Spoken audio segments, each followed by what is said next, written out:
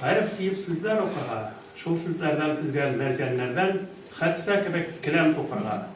Min yaratan hisli kitaplarını, mon bir kılıp personalardan kullarına tutkaç dolkınlanıp, tatlı hisler bir kısınanlar.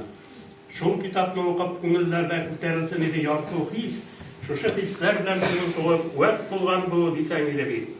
Balaşattan kilgen bu yaratı, kitaplarga bulgan mehabbet, biz bit yaştan kitap okumuştuk. Şuna min kitapqa mekitben.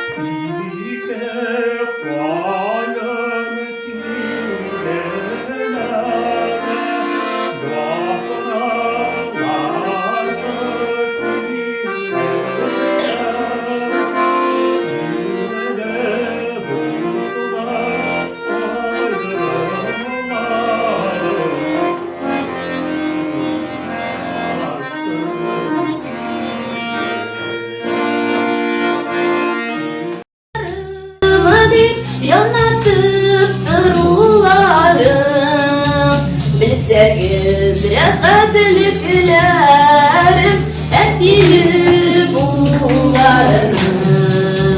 Bilseniz rehatliklerim etili bunların.